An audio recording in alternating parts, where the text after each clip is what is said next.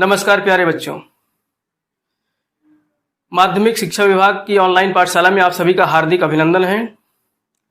आज का ये वीडियो लेक्चर 11वीं कक्षा के भूगोल के विद्यार्थियों को समर्पित है। भौतिक भूगोल के मूल सिद्धांत पाठ्यपुस्तक की इकाई 2, जिसका अध्याय 2 है पृथ्वी की उत्पत्ति एवं विकास, इससे संबंधित हम लोग यहाँ पर सारे प्रावधानों को देखेंगे। ठीक है, उससे पहले मैं अपना संक्षिप्त परिचय दे देता हूँ। मैं राजेंद्र कुमार प्रजापति, प्रवक्ता भूगोल, doctor Karan Singh inter college रहली आगरा। तो चलिए हम लोग आज देखेंगे मुख्य बिंदु क्या क्या हैं चर्चा के।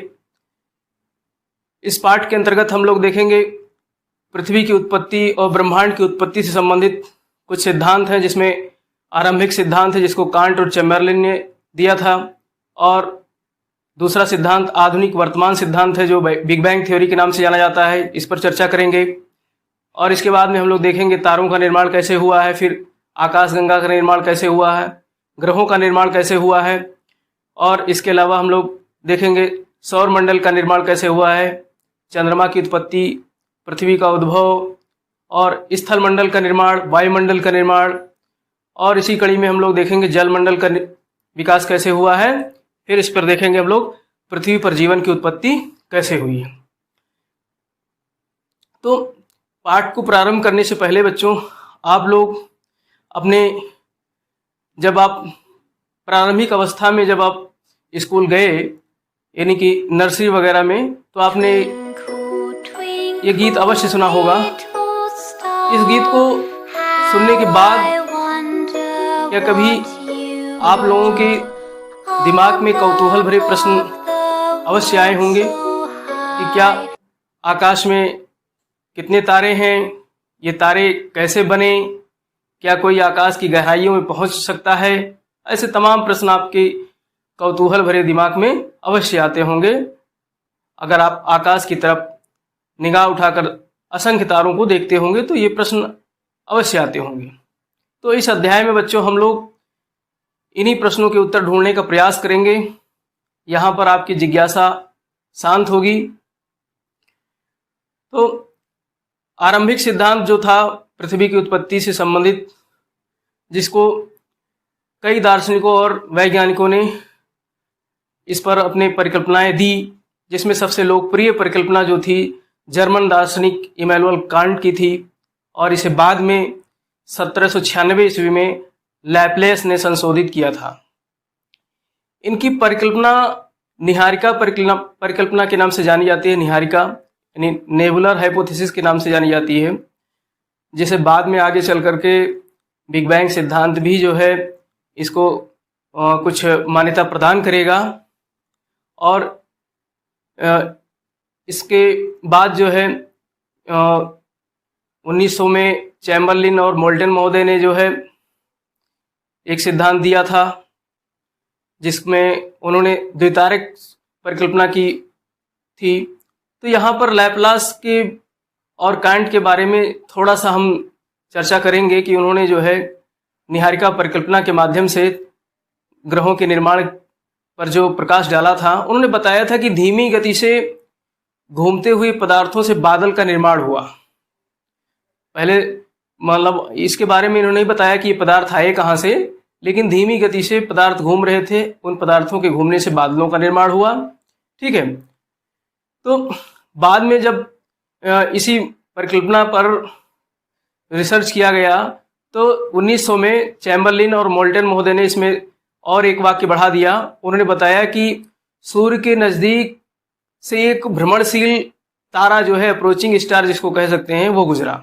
जो सूर्य था जिससे पृथ्वी की उत्पत्ति बताई, उसके आसपास से जो है इन्होंने बताया कि एक भ्रमणशील तारा जो है गुजरा, और उस भ्रमणशील तारा के गुरुत्वाकर्षण बल से जो है सूर्य की सतह पर जो है सिगार के आकार का पदार्थ निकलकर अलग हो गया। आप चित्र में देख सकते हैं किस तरीके से सिगार की आकृति में जो है, जब सूर्य अप्रोचिंग स्टार यानी कि भ्रमणशील तारा जब सूर्य के पास से गुजर रहा है, तो उसके गुरुत्वाकर्षण से किस तरीके से जो है सूर्य में एक उभार उत्पन्न होता है और वो उभार धीरे धीरे सिगार की आकृति में परिवर्तित हो जाता है। और उसके बाद जो है अप्रोचिंग स्टार यानी भ्रमणशील तारा आगे निकल जाता है और उसके जो सिगार वाली आकृति थी वो विखंडित होकर के और फिर संघनित होकर के उस सूर्य का चक्कर लगाने लगती है, कई खंडों में विखंडित हो जाती है। तो इस तरीके से इन्होंने बताया कि ग्रहों की उत्पत्ति हुई है। बाद में इसी में जेम्स जीन्स और हैरोल्ड जेफरी ने इस मत का समर्थन किया। ठीक है, इसे द्वैतारक सिद्धांत कहा गया, बाइनरी थ्योरी कहा गया। इसी को जो है जेम्स जीन और जेफरी महोदय ने संशोधित करके इसे द्वैतारक सिद्धांत की जो है परिकल्पना की। अब हम दूसरे जो है आधुनिक सिद्धांत की बात करेंगे। आधुनिक सिद्धांत तो इसमें ब्रह्मांड की उत्पत्ति से संबंधित सारे रहस्यों को जो है उजागर किया गया। ये सिद्धांत एक्चुअली बिग बैंग सिद्धांत के नाम से जाना जाता है और ये इसका दूसरा नाम है बिग बैंग सिद्धांत को विस्तारित ब्रह्मांड परिकल्पना भी कह सकते हैं, एक्सपैंडिंग यूनिवर्स हाइपोथेसिस भी इसे कहा जाता है। इसमें इसके बारे में जो है 1920 में एडविन हब्बल महोदय ने इस पर जो है प्रकाश डाला था कि हमारे ब्रह्मांड में विस्तार हो रहा है, आकाश गंगाएं एक दूसरे से दूर जो है जा रही हैं, जिसके कारण विस्तार हो रहा है हमारे पूरे ब्रह्मांड में। आप इसके बारे में एक जो है प्रैक्टिकल भी कर सकते हैं। आप एक गुब्बारा लीजिए, सिकुड़ा हुआ गुब्बारा, जिसमें कुछ डॉट बना दीजिए या डॉट बने हुए गुब्बारे आते हैं। तो उसमें आप देखिए, जब सिकुड़े हुए गुब्बारे में डॉट तो आसपास होंगे, नज़दीक नज़दीक होंगे, लेकिन जब उसमें फुलाएं, फूंक मारेंगे, उसमें हवा भरेंगे तो वो फूल जाएगा गुब्बारा फूलने के बाद में उसमें जो बिंदु है वो बिंदु एक दूसरे से दूर जो है फैलते हुए नजर आएंगे। तो कुछ इसी तरीके से हमारे ब्रह्मांड में भी विस्तार हो रहा है। ठीक है, तो अब बिग बैंग थ्योरी एक्चुअली किस आधार पर ये निर्भर है। इन्होंने बताया कि जो है ब्रह्मांड या फिर पूरे यूनिवर्स की उत्पत्ति जो है एक बहुत ही सूक्ष्म कण से, परमाणु से हुआ है, एकाकी परमाणु जिसे कहते हैं, इससे हुआ है कि प्रारंभ में एक बहुत सूक्ष्म तत्व था, परमाणु था, और उस परमाणु में अनंत तापमान और जो है उसका घनत्व बहुत अधिक था। ठीक है, और वो धीरे धीरे उस परमाणु में लगभग आज से 14 अरब वर्ष पूर्व जो है एक महाविस्फोट हुआ। महाविस्फोट होने के कारण उसमें वो असंख्य जो है पदार्थों में विखंडित हो गया और उसमें बहुत अधिक मात्रा में ऊर्जा जो है उत्पन्न हुआ उससे, उस महाविस्फोट के कारण। तो इस महाविस्फोट के कारण ही आज की समस्त आकाश गंगाओं का, या फिर ऐसे कह सकते हैं पूरे ब्रह्मांड का जो है निर्माण हुआ। और ये निरंतर जो है विस्तार अभी जारी है, ये विस्तार लगातार हो रहा है। इसके बाद हम लोग चर्चा करेंगे तारों की उत्पत्ति के बारे में, तारों का निर्माण कैसे हुआ। तो महाविस्फोट के बाद जो है भिन्न भिन्न घनत्व वाले पदार्थों का निर्माण हुआ और एक जो है तमाम नेबुला बने। महाविस्फोट के बाद में भिन्न भिन्न घनत्व वाले, ऐसे समझ सकते हैं, तमाम जो है नेबुला की उत्पत्ति हुई, निहारिका की उत्पत्ति हुई। जैसा कि हम लोगों ने आरंभिक सिद्धांत में देखा था कि वहां पर लैपलेस महोदय ने निहारिका परिकल्पना के बारे में चर्चा की थी। तो उसी से मिलती जुलती यहाँ पर इन्होंने बताया है कि किस तरीके से महाविस्फोट के बाद में जो नेबुला या निहारिका बने, उस निहारिका के अपने गुरुत्वाकर्षण थे, और चूंकि निहारिका आकार में छोटे और बड़े भी थे तो सबके गुरुत्वाकर्षण अलग अलग थे, यानी गुरुत्वाकर्षण में भिन्नता थी। तो इसके कारण पदार्थों में एकत्रण हुआ। गुरुत्वाकर्षण में भिन्नता के कारण जो पदार्थ थे वो एकत्रण हुए, और पदार्थ एकत्रण होकर के फिर जो है आकाश गंगाओं का विकास हुआ, निर्माण हुआ। आकाश गंगा क्या है? आकाश गंगा एक असंख्य तारों का समूह है। आकाश गंगा आप देख सकते हो खुले आकाश के नीचे रात में जो है आप देखिए तो एक दूधिया सी पट्टी दिखाई देती है, वही आकाश गंगा है जिसको मिल्की वे के नाम से जाना जाता है।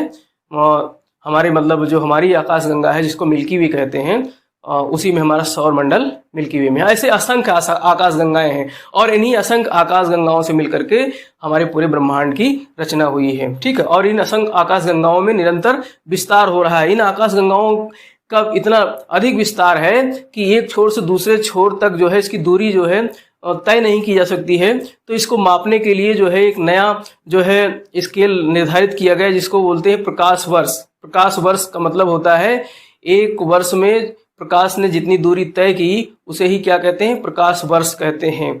और ये दूरी जो होती है प्रकाश की 3 लाख किलोमीटर प्रति सेकंड की गति से जो है प्रकाश जो है चलता है। तो इतनी तीव्र गति से प्रकाश चलता है, इसके बावजूद भी जो है एक छोर से आकाशगंगा के दूसरे छोर तक प्रकाश को पहुंचने में लाखों वर्ष लग जाते हैं। इसीलिए जो है प्रकाश वर्ष के द्वारा इसकी दूरी को मापा जाता है। तो यहाँ पर हमने क्या सीखा कि प्रकाश वर्ष किसे कहते हैं, ठीक है, और बिग बैंग थ्योरी के माध्यम से महाविस्फोट द्वारा किस तरीके से जो है इसकी उत्पत्ति हुई ब्रह्मांड की, ठीक है।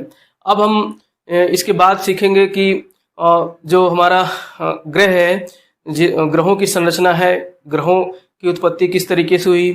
तो जब ये तारे आपस में जो है ये इनकी नेबुला से या निहारिका से जब तारे निर्मित हो गए, तो अब ये तारे चूंकि धीरे धीरे जो है अपने अक्ष पे घूम रहे थे, और घूमते घूमते इसमें क्या हुआ कि छोटे छोटे जो है धूल के कण जो थे वो ग्रहाणुओं के रूप में एकत्रित हुए। ग्रहाणुओं के रूप में एकत्रित हो करके फिर वो ये छोटे छोटे ग्रहाणु और एक पिंड बन गए। ऐसे असंख्य पिंड बन गए, और इन पिंडों से ही जो है तारों के आसपास ग्रहों की उत्पत्ति होती है, ठीक है। तारों के आसपास ऐसे ही ग्रहों की उत्पत्ति होती है। अब हम देखेंगे अपने सौरमंडल परिवार के बारे में, समझेंगे सौरमंडल परिवार क्या है और इसमें कौन कौन से इसके अंग हैं सौरमंडल के। तो सौरमंडल को भी जो है निहारिका का ही जनक माना जाता है। निहारिका यहाँ पर आप बेस मान सकते हो, सभी चीज़ों की उत्पत्ति निहारिका से हुई है। महाविस्फोट के बाद, बिग बैंग थ्योरी के महाविस्फोट के बाद निहारिका के द्वारा ही जो है सभी तत्वों की उत्पत्ति होती है। तो हमारे सौरमंडल की उत्पत्ति जो है निहारिका से ही हुई है, ठीक है। इसमें क्या हुआ था कि जब जो है निहारिका ध्वस्त होने लगी थी तो उसमें क्रोण की उत्पत्ति हुई। क्रोण मतलब कोर की उत्पत्ति हुई, और इसी कोर से जो है हमारे 8 ग्रहों की उत्पत्ति हो गई। 8 ग्रह इससे धीरे धीरे बन गए। तो इसमें ग्रहों के अलावा भी सौरमंडल की जो संरचना है, संगठन है सौरमंडल, वो उसमें क्या क्या चीज़ है। एक तो सूर्य है जो तारा है, और दूसरा 8 ग्रह हैं, और इनके अलग अलग सभी ग्रहों के उपग्रह हैं, ठीक है। जैसे पृथ्वी का उपग्रह चंद्रमा है, इसी तरीके से अन्य ग्रहों के भी उपग्रह हैं, ठीक है, अपने अपने उपग्रह हैं। और इसके अलावा लाखों छोटे छोटे जो है पिंड हैं जिसको क्षुद्र ग्रह कहते हैं, एस्टेरॉइड्स कहते हैं, ये है।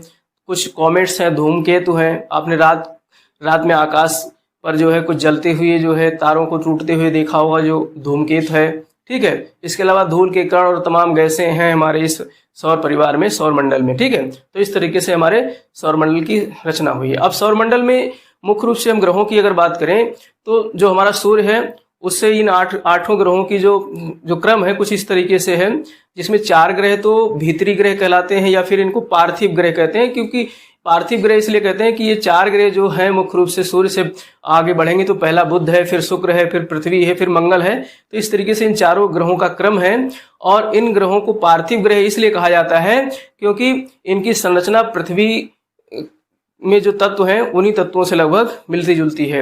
इसीलिए आपने देखा होगा कि तमाम जो है ग्रहों में जो है आपका मंगल ग्रह के लिए जो है खोज के तमाम खोजयान भेजे जाते हैं। अभी भारत ने भी मंगलयान भेजा था, ठीक है। तो इस तरीके से तमाम खोजयान जो है मंगल ग्रह पे इसलिए भेजे जाते हैं कि यहाँ पर जीवन की उत्पत्ति, अगर ये पृथ्वी से मिलते जुलते इनके जो है संरचना है तो कुछ जीवन के भी कुछ आसार यहाँ दिखाई देते हैं। इसलिए इस पर अभी भी रिसर्च चल रहा है। और इसके बाद में जो है मंगल ग्रह से बाहर निकलेंगे तो 4 अन्य ग्रह हैं, जिसको जो है बाहरी या बाह्य जो है प्लैनेट्स कहते हैं, बाह्य ग्रह कहते हैं, और इसे जोवियन ग्रह भी कहते हैं।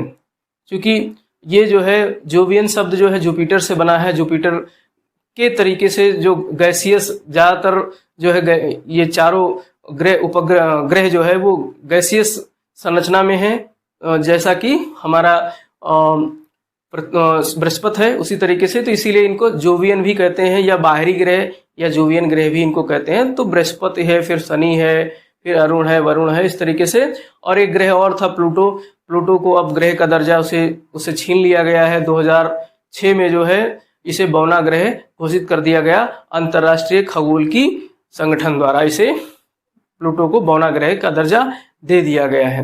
और इन ग्रहों में अगर बात करें तो गैसों की अधिकता है, जिसमें हाइड्रोजन और हीलियम ग्रहों की गैसों की अधिकता है। कौन से ग्रहों में? जोवियन ग्रहों में या बाहरी ग्रहों में, जो कि जो है बृहस्पति, शनि, अरुण, वरुण, ये 4 ग्रह हैं, इनमें गैसों की अधिकता है। ठीक है, अब हम चंद्रमा की उत्पत्ति यानी कि सैटेलाइट की उत्पत्ति की बात करें। यहाँ पर चंद्रमा जो कि उपग्रह है हमारी पृथ्वी का, इसकी उत्पत्ति पर अगर हम प्रकाश डालें तो ये करीब आज से 4.4 अरब वर्ष पहले जो है मंगल ग्रह से भी 1 से 3 गुना बड़ा जो है एक ऑब्जेक्ट, एक पदार्थ जो है हमारी पृथ्वी से आकर के टकराता है, और इस टक्कर के परिणाम स्वरूप जो है हमारी पृथ्वी से जो है कुछ खंड बाहर निकल जाता है, और इस टक्कर को क्या कहा जाता है? बड़ा टकराव कहते हैं, जिसको बिग स्प्लैट कहा गया, और इस बड़े टकराव के कारण ही चंद्रमा की उत्पत्ति होती है। ठीक है, अब पृथ्वी का उद्भव यहाँ पर देखेंगे हम, ओरिजिन ऑफ अपने अर्थ की ओरिजिन के बारे में चर्चा करेंगे।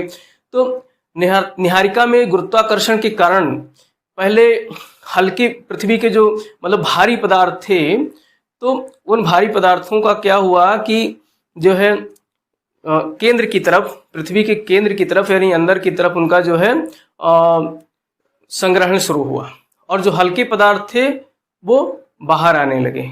तो इस तरीके से जो है हमारी पृथ्वी की रचना हुई है, और इस पर जो है इसे विभेदन की प्रक्रिया कहते हैं। विभेदन की प्रक्रिया में क्या होता है कि जो पृथ्वी के तत्व हैं, हल्के तत्व वो पृथ्वी के धरातल की तरफ आने लगते हैं, और जो भारी तत्व जैसे निकल है, लोहा है, वो पृथ्वी के कोर की तरफ यानी कोण की तरफ, केंद्र की तरफ जाते हैं, जिसको विभेदन की प्रक्रिया कहते हैं। इसी प्रक्रिया के द्वारा जो है आगे हम लोग देखेंगे कि किस तरीके से स्थलमंडल का भी निर्माण होता है।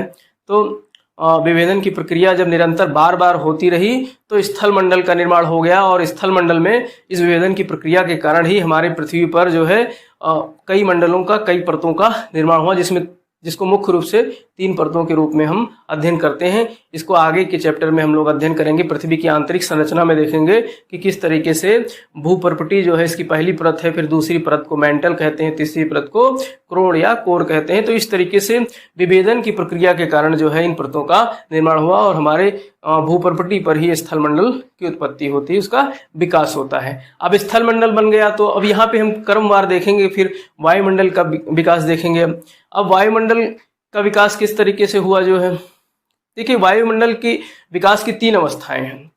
वायुमंडल का मतलब क्या होता है? गैसों का समूह, वायु का मतलब गैस, हवा, तो गैसों का समूह जो है वायुमंडल कहलाता है। तो अब पृथ्वी पर गैसें आई तो कहाँ से आई? ये इसका वायुमंडल बना तो बना, कैसे बना? तो इसके बनने के पीछे 3 जो है स्टेजेज या अवस्थाएं जिम्मेदार हैं।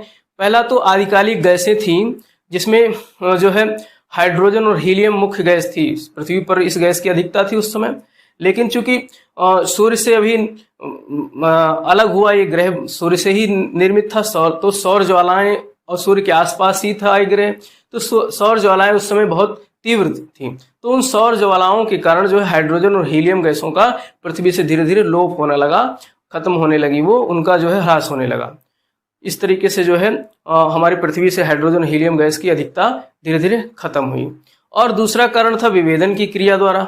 विभेदन की क्रिया द्वारा जो है पृथ्वी के अंदर से बहुत सी गैसें बाहर निकलती रही। जब विभेदन की क्रिया हो रही थी, यानी कि जो है भारी तत्वों का केंद्र की तरफ जो है प्रसार हो रहा था और हल्के तत्व बाहर आ रहे थे, तो उसमें कुछ गैस भी थी और जलवाष्प भी था, तो ये सब पृथ्वी से बाहर निकल रहे थे। और दूसरी क्रिया एक इसी के साथ में ज्वालामुखी विस्फोट भी हो रहा था, तो ज्वालामुखी विस्फोट के द्वारा भी जो है जलवाष्प गैस हैं, जिसमें कार्बन डाइऑक्साइड गैस है, ऑक्सीजन है, मीथेन है, ऐसे बहुत सारी गैसें जो है निकल करके बाहर आई।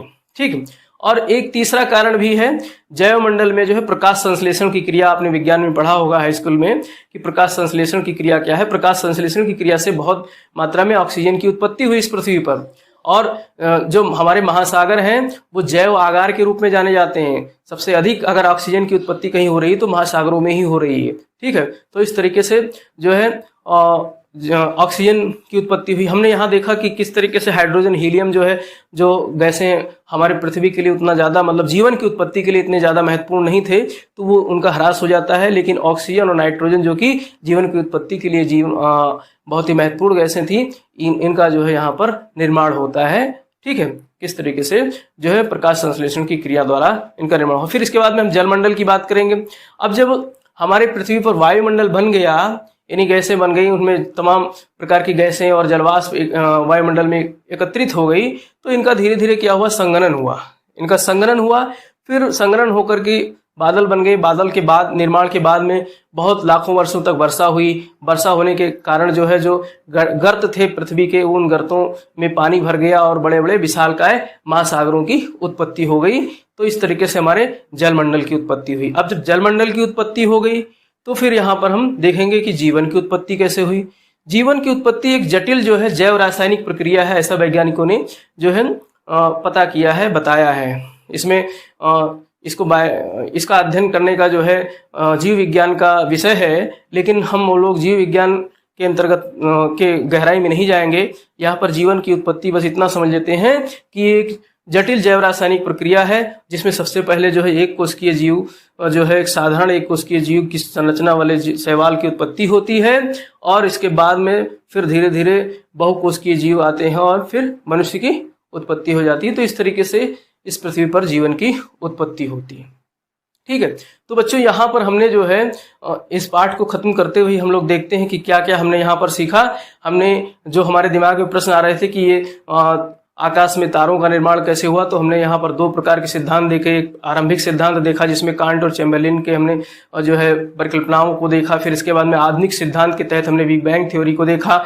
इसके बाद में हमने देखा तारों का निर्माण कैसे हुआ, जिसमें आकाशगंगा देखा, और फिर ग्रहों की उत्पत्ति के बारे में देखा, और फिर सौरमंडल, चंद्रमा और पृथ्वी का उद्भव किस प्रकार से हुआ, ये सारी चीजें हमने यहाँ देखी। इसके अलावा फिर स्थल मंडल पर फिर वायुमंडल कैसे बना, फिर जलमंडल का विकास कैसे हुआ, और फिर अंत में हमने देखा कि पृथ्वी पर जीवन की उत्पत्ति कैसे हुई। तो इस तरीके से हमने यहाँ सारे आयाम को जो है समेट लिया इस एक जो है अध्याय में।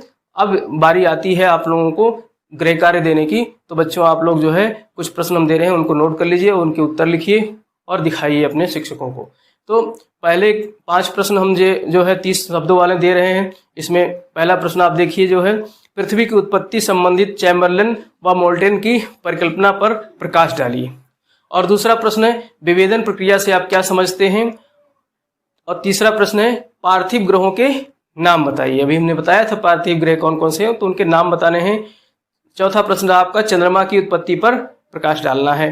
पांचवा प्रश्न वायुमंडल के निर्माण की प्रक्रिया समझाइए। ठीक है, और 2 प्रश्न 150 शब्दों वाले हैं। इसमें आप जो है बिग बैंग सिद्धांत के विषय में वर्णन करना है आपको पहले प्रश्न में, और दूसरे प्रश्न में पृथ्वी के निर्माण एवं जीवन की उत्पत्ति संबंधित विभिन्न चरणों का संक्षेप में वर्णन कीजिए।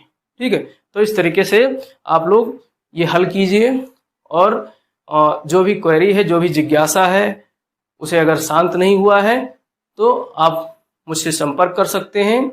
इसी के साथ जय हिंद, जय भारत।